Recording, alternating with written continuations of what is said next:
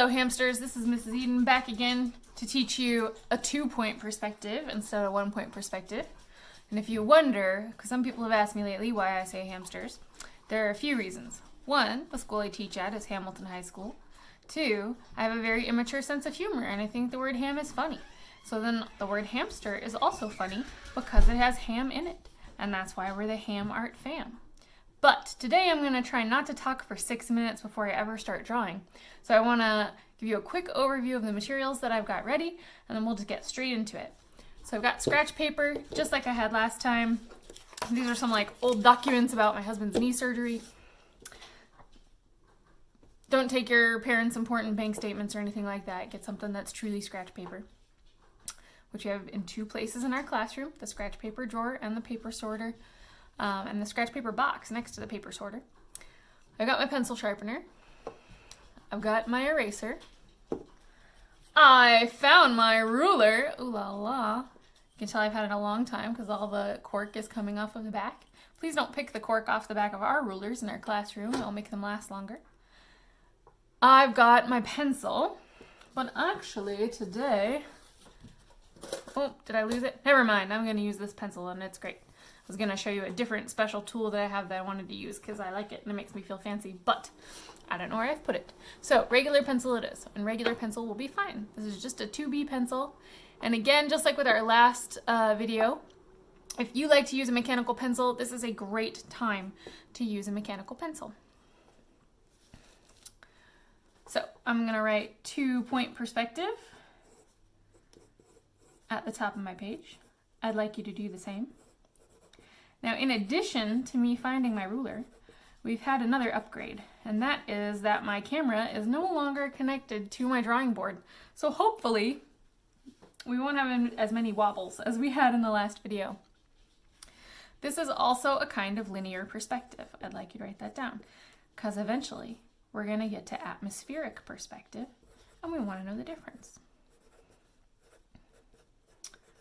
And remember that we label things because it helps it stay in our brains. And we want things to stay in our brains. We're at school, and that's the whole point. So just like in our first video, when we were doing 1-point perspective, I want to start by creating a horizon line. And that's that line that separates the earth from the sky, or the sea from the sky. Now, because of what I'm going to show you today, we're going to start with some simple boxes that are kind of floating around. We want to put the horizon line in the middle of the page this time, instead of up high, like we did when we were doing our letters. And we want it straight, but if it's not perfectly straight, it's not that big of a deal. Straight-ish. Okay. So I'm going to label that over here on the left-hand side, horizon line. Now I bet if you think about what we did next in the last video when we were learning 1-point perspective, you can figure out why this is called 2-point perspective. So I'm just going to give you a second to think, and we can listen to my washing machine and my dogs and my husband opening the door while you think. Why is it called 2-point perspective?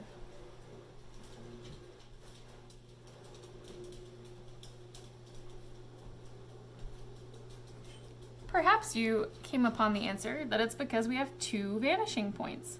You would be absolutely correct. So in this case, I want my vanishing points as far to the edge of my page as I can get them. And remember that we want them to be small so that all of our corners will line up really nicely. But we do want them big enough for you to see them. I'm going to label that one above the line, I'm going to label this one below the line, and I'm labeling everything because later on, if I forget any of these steps, I will have really good notes. And because the act of writing it down helps it stay in my brain. Alright, so to start, the difference between 1-point perspective and 2-point perspective, besides having 1 vanishing point versus 2, is that in 1-point perspective, when we're looking at a cube, for an example, we're seeing the face of the cube. That's what's toward us. With 2-point perspective, it's actually the corner of the three-dimensional object that's facing us. So instead of drawing block letters or a square like we might start with in 1-point perspective, for 2-point, we're going to start with a vertical line.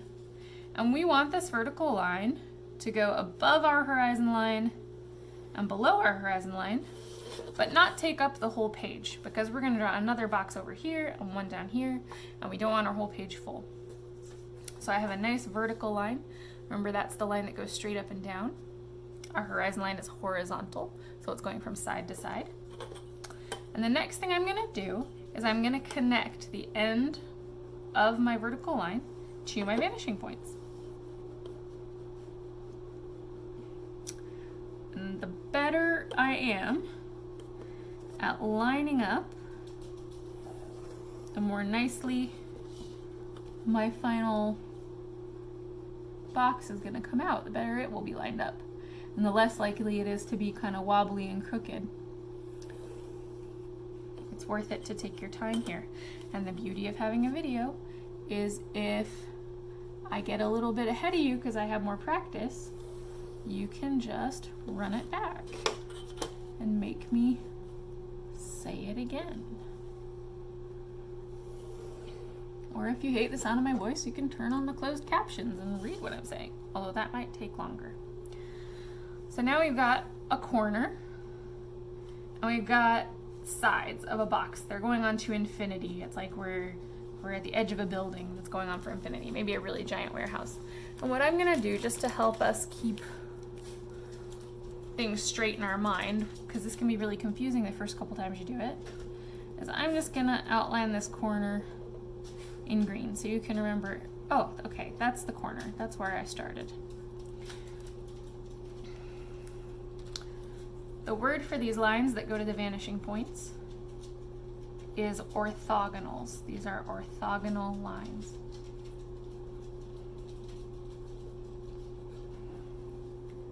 Okay.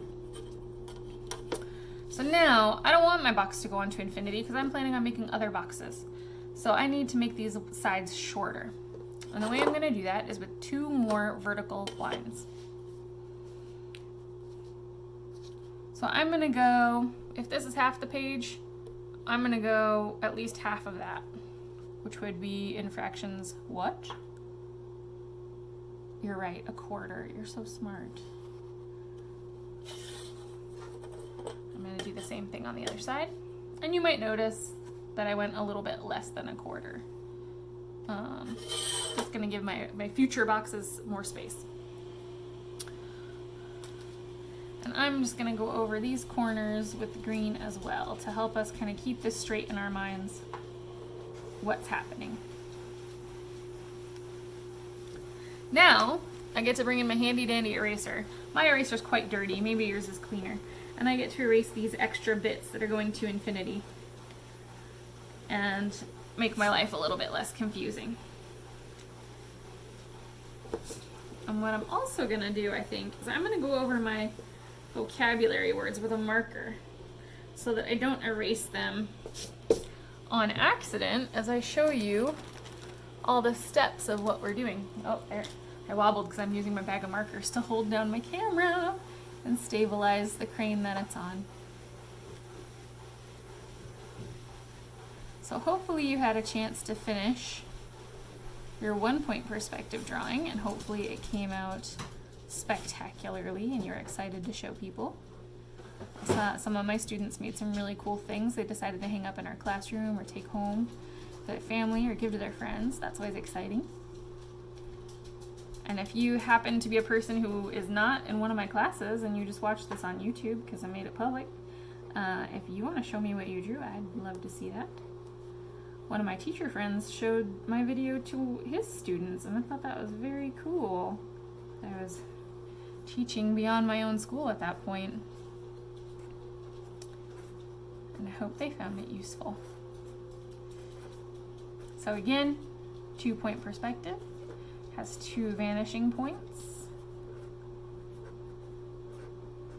And it is a kind of linear perspective because we're using lines and a geometric mathematical approach to create a sense of space and a sense of depth in our drawing. Now, sometimes we're not very excited by drawing boxes. The reason it's a good place to start is that two-point perspective is a bit complicated.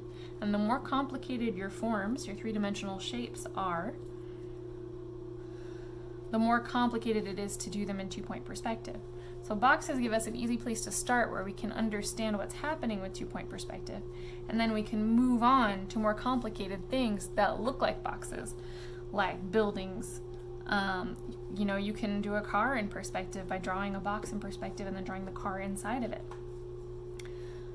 Oh, I missed one of my words, didn't I? I forgot orthogonal. So a lot of people really, really want to be great, realistic drawers. And I think that's awesome. I love realistic drawing. But it takes a lot of time and a lot of practice, and it builds up in these steps and stages. You often start with something simple like this and build your skills until you get to those complicated things. And sometimes people realize they don't have the patience to make it through these early stages. So that's something to consider. If you're a person who's thinking you really love to be good at realistic drawing, it's good to be patient with yourself and patient with me as I teach you these basic steps toward doing more complex things. All right, so I've got a box that's shorter now. It has a reasonable size. I'm going to show you now how to find the back corners as though this box was made of glass, so as though we could see through it. So the way I'm going to do that now, we always treat the corner as the middle of the box. So when I was doing the front of the box, when I'm on the right hand side, I go to the right vanishing point. When I'm on the left hand side, I go to the left vanishing point. When I want to do the back, I do the opposite. When I'm on the right hand side, I'll go to the left vanishing point. On the left hand side, go to the right. I'll show you what that looks like. So from that top right corner,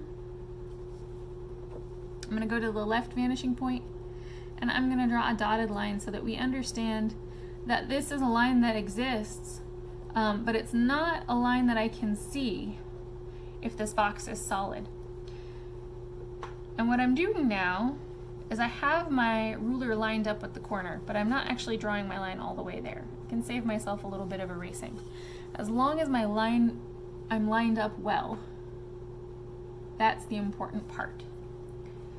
So now I'm going from my left-hand corner to my right-hand vanishing point. Ooh, I did such a good job with this box. I can tell you how I know later. It's actually going to make things a little bit tricky. All right. Now I'm going to go bottom right to left-hand vanishing point.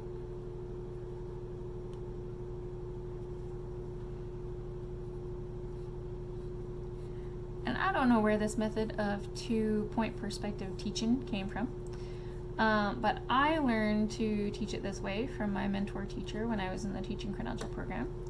Her name was Linnea Smith at Inspire School of Arts and Sciences. And I just want to give her credit because it's important to give credit where credit's due and not take credit for things that we didn't come up with ourselves. All right, so now I've got the two solid front faces of my box, and I've got these dotted lines showing my top back faces. At this point, you might be feeling really confused, like there's a lot of lines on here, and that's fair. So the last step is to find the back corner of the box. This is the front corner, this is the back corner. I know where the back corner is because I look at where these two lines cross each other and where these two lines cross each other. Then I connect them. This is where you'll find out how good of a job you did making your box. If you weren't very careful, that line's going to be diagonal. In this case, and this does not happen every time, I promise you, it didn't happen when I demoed this in class this year. This time my line is like perfectly straight. I'm so on it. It's because it's nighttime, and that's my personal best time for doing art and teaching. But unfortunately, there's not that much demand for an art teacher at 11 o'clock at night. So now I can erase extra things. don't need the parts on my dotted line that are outside of my box.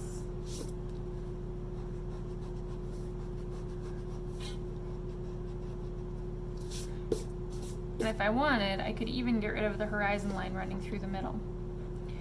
I'm not going to, because sometimes when students are following me doing that, they erase the whole horizon line all the way across, and then they have trouble doing their other boxes because they just sort of get on autopilot. I am going to go over my dotted lines just to help you see them a little bit better in case you are working on your next box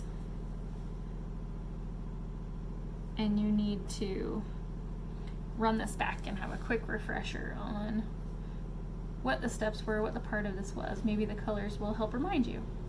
As an artist, I find color coding things super helpful.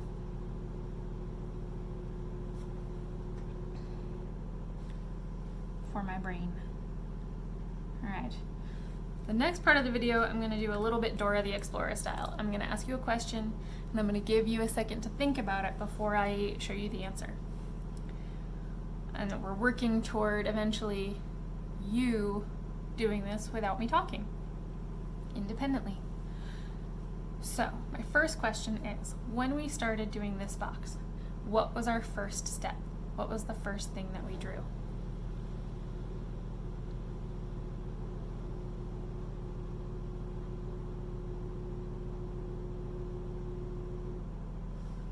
Right you are.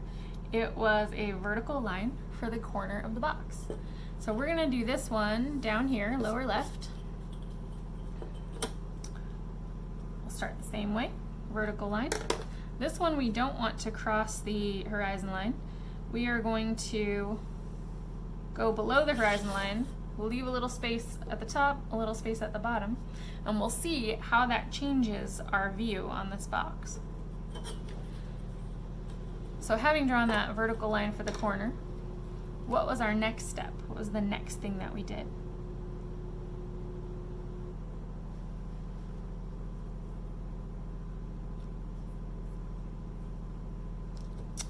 Right again. We connected the top line and the bottom of the line to our vanishing points on both sides. And I know you were just going to line this up so beautifully with your ruler. And at this point we've had a good amount of practice with our rulers, so hopefully we're remembering that if I want my line to end up on the dots or on the end of the line, because my pencil has some thickness to it, I have to put my ruler a little bit below where I want to go. Now at this point I'm going to run right through my other box if I draw that line all the way to the vanishing point. So I'm actually just going to draw it till it gets to the other box and call that good.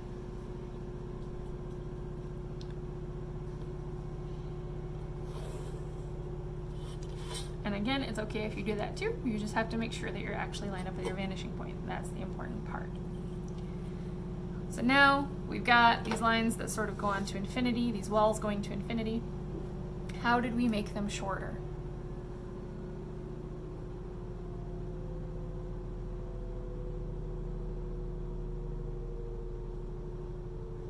Exactly. We drew two vertical lines. So this one is going to end up having a real skinny wall so that it doesn't conflict with my other box. And I can make the other one a little bit longer if I want.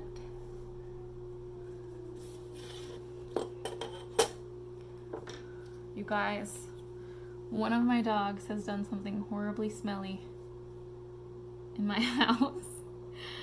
And I'm having to try really hard. That's the washing machine.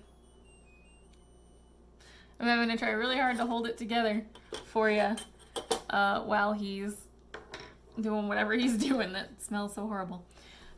So we made these lines shorter, and now we can erase the extra. I'm using a very dirty charcoal smudged art gum eraser. We do have those in class. They're kind of our fancier, more expensive erasers we would save for a finished drawing. This is my personal one at home, so it doesn't matter. I prefer you use the white soap erasers for practice drawings like this. They work very well, and they don't run out quite as fast. The art gum erasers are soft, which is what makes them so good at erasing, but sometimes people like to chip them apart until they turn into little crumbs, which is just a tragedy because then we lose that nice, beautiful eraser. So please don't do that. So now I have this lower left box that has these shorter sides, and I'm ready to find my back walls. So when I was up here in my first box, I had made these short sides. How did I find where my back walls were? I had to connect from where to where.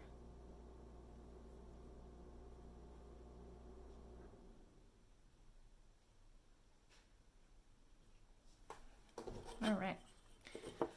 You guys have a great memory.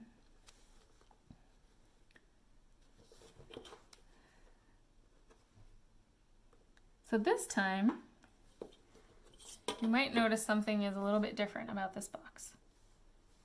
What is different about this one than this one?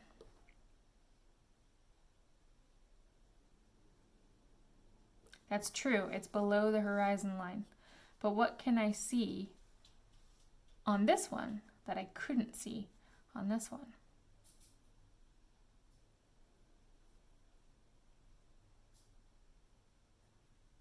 You're right, the top.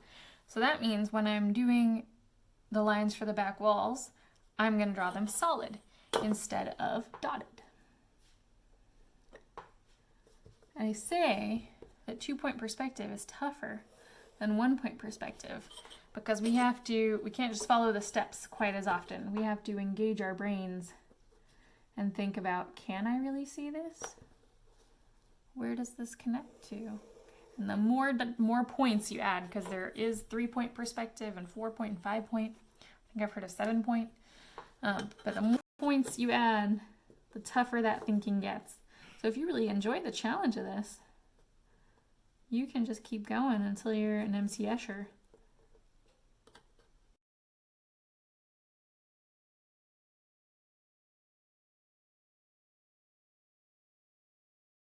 A modern day MC Escher. Boy, I am struggling to line this one up. Now my bottom corners are still going to be dotted lines because I can't see them. They're inside the box. If you're a person who really loves mechanical things and you're thinking about maybe the thing I have to do is find the back corner, you're right. And hopefully you remembered that I do that by finding where those crossed and connecting them. And goody for me, I did a pretty solid job again. It's almost like I have practice.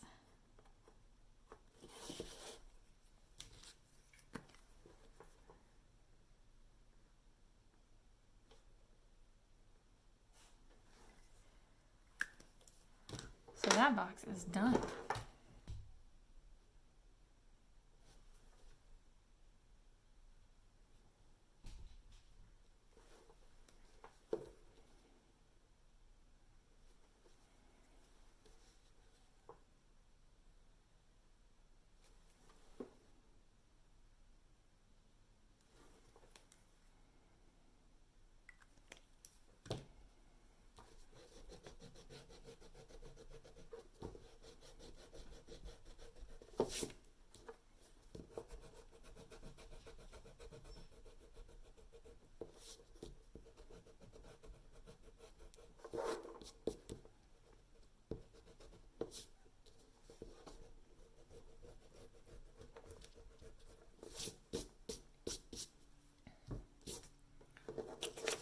So if you're still drawing, keep going.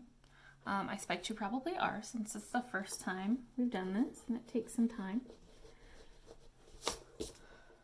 But that's going to be it for this video.